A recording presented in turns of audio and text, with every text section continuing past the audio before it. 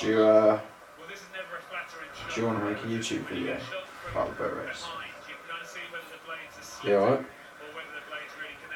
Should call Hugo. Yeah, you got his number?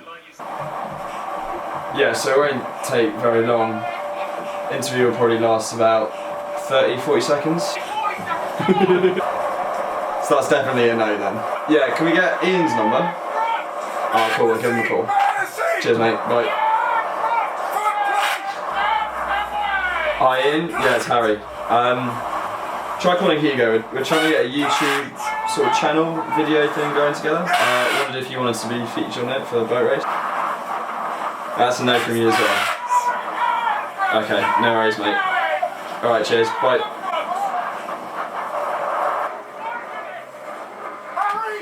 Alright, I'll call Sam. Yeah, you alright, Sam? How's it going, mate? Yeah, I'm good. I'm starting a YouTube kind of video channel kind of thing. We're talking about the boat race. Yeah, mate, you're our first choice. Okay, awesome. We'll see you next week.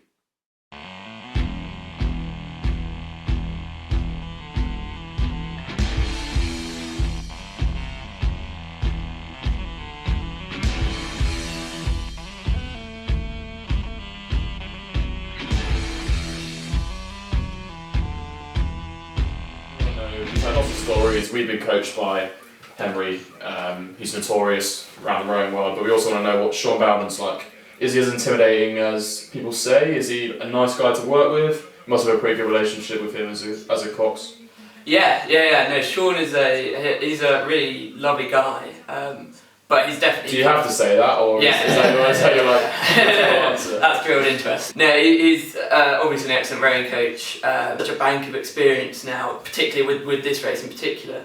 That he just knows.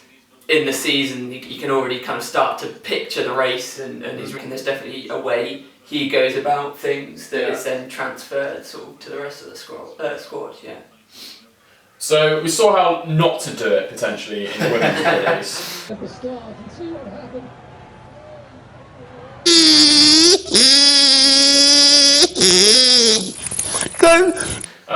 What makes it tricky on the boat race start? It's obviously different because you've got stream. Stream running under the boat means you've got to start with the oars sort of over feathered, and then the first thing you do when Vincent says go is turn the oars into the water. When we raced you a few weeks before the boat race, I think we sort of tried to go in sort of pacing it as though we were getting ready for a long race, whereas you guys definitely took the initiative and took the ball by the horns. So what were your thoughts going past Putney here? What's your sort of action plan as you're coming in those first minute and a half? A lot of it is just about sort of getting into the race. I think the first strokes are unlikely to win you the race, but they can lose it for you. It's quite, I don't know, I don't think I looked at Cambridge until about here or something. So the first bend, the Middlesex bend, where are you aiming for? Or what's your plan? Do you kind of aim off the other crew? Where do you point? Do you point your bow somewhere? I always tried to kind of avoid pointing and just sort of try and steer the bit of river that you're on, and just try and make nice smooth lines around the corners. And part of it is sort of steering off the other crew. Yeah. You've got to put them under a little bit of pressure. You've got to make the umpire do a little bit of work. I remember last year actually when we were doing the fixtures, one of the umpires told me to almost keep the rudders straight and just, if you're in the right place on the river, you just let the stream do the steering for you. And I think, obviously it's true in the boat race, but I think for Eights Head as well, would you say that that's like a fair way of looking at it for steering the championship course? Yeah, I mean it's all super gradual, so it's never really, it's never going to feel like you're turning a corner really. And yeah, it's definitely true that if you kind of get your boat running with the stream, it'll do most of the work for you. You won't have to. So really, you do nothing. That's what you're trying to say. Yeah. You clashed with two man of Freddie Davidson at the Cambridge 8. What do you do? Do you say anything different in the clash? We're told when we clash, we're told to put as hard as we can, because then you win the clash apparently. Yeah, I guess there's a little more to it than that, but you see the angles closing up. Yeah. Here we go. Yeah. You and I have been in those situations where you know the boat's coming together, and you can anticipate that there's going to be 4 or 5 strokes where the blades are overlapping. Like, say to the 7 man in that situation, are you telling Jamie just to keep aware and you know, keep having a look in the corner of his eye, or you know, do you just keep on the race plan? I think, yeah, it's mostly head in our boat. Clashing is something we kind of talked about and what the correct response to it is before. So it's not like I have to remind individuals, what to do in the situation, because it's something we talked a lot about. Tell me about the stash. Yeah, the stash is good. Is that the reason why you do it? I'm not allowed to say that. It's really good. You get a load of kit kind of distributed throughout the year, and the sponsors are really good. Do you want to plug that again? Which sponsors? No. Shame we didn't get any of the Hackett stuff this year, which is. There you are. That's name dropping there. Next year, Hackett sort out. 2018 boat race. I mean, we can't go into the Tesco's on Cali Road without seeing somebody in a boat race jacket. You didn't even race some of the guys. They just sometimes just see a road guy in a boat race jacket. Yeah, we see them too. Who's that? You. Well, I was watching this and thinking, you know what, this is game over here. There's only so long Cambridge can hold out for, surely. And as you started to creep out past the bow ball, as you can see from this shot here, was there a point around here where you thought, we can break them here? Did you call anything? Or again, was it still just, this first 8, 9, 10 minutes, we just stick into the game plan? I think we'd worked quite hard sort of into Hammersmith a bit sort of after that clash. So I was a bit wary of pushing again and again.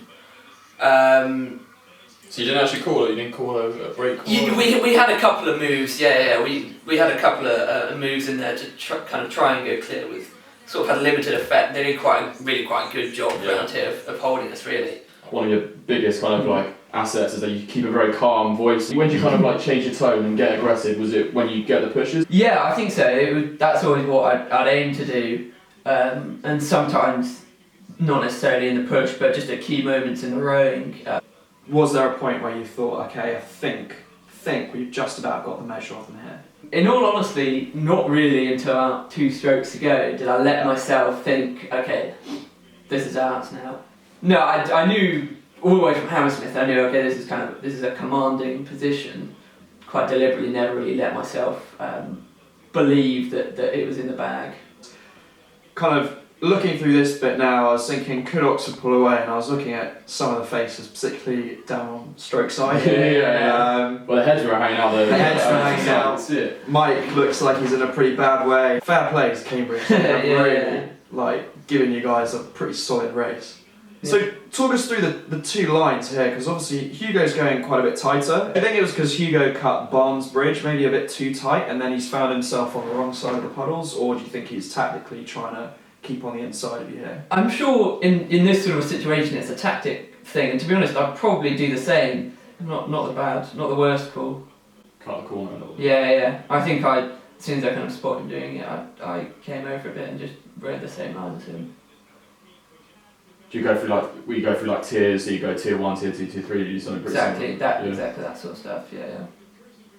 What's the noise like? Just talk us through these closing stages of the race.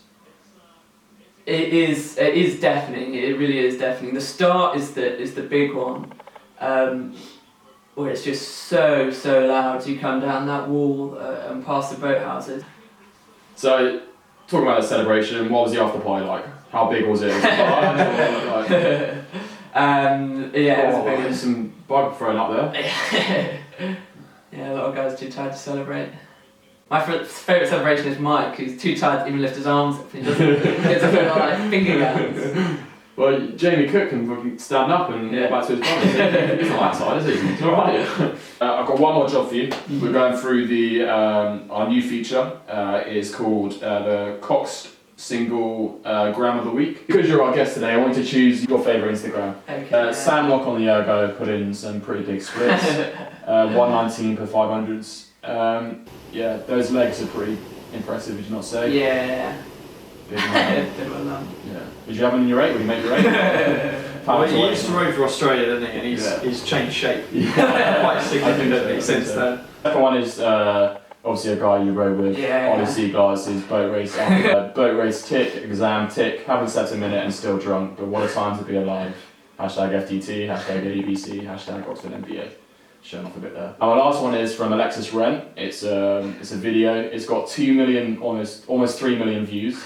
Okay, that's it. They're the three. Who are you going to give it to? Oh, as good as that last one was, it's got to go to Seagull. Good news for you that you won the contest. Okay. Putting an absolute shift and making it to an exam. Yeah. I think it's a little bit of a bias view. Thanks for watching our first episode, guys. A big thank you, obviously, to Sam Collier for coming and helping us out. A lot of respect for him, a lot of respect for the boat race crews and what they do on and off the water. Both crews were pretty exceptional this year. Obviously it doesn't stop there for them, they have to go back and conclude a pretty rigorous academic schedule. A bit like us as Brooks, thank you very much to Sam again for taking time out of his day and his revision schedule to come and speak to us. Next week we've got Tim Clark on the show. He's an Abingdon alumni and made a very famous appearance in one of Rory Copus's videos as he made it to the Saturday of Henley Royal Regatta in the PE.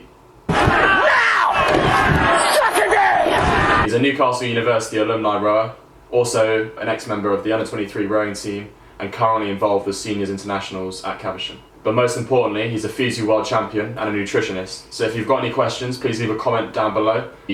Questions about nutrition or diet or how to get potentially bigger if you're a junior athlete, and we can ask him the next time on the show.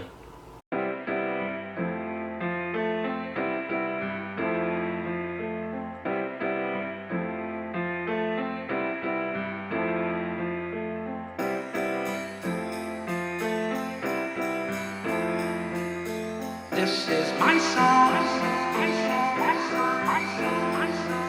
This is my song.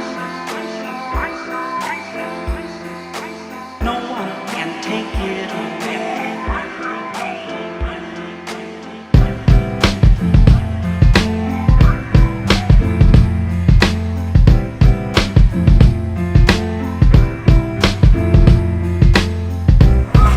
This sounds shit.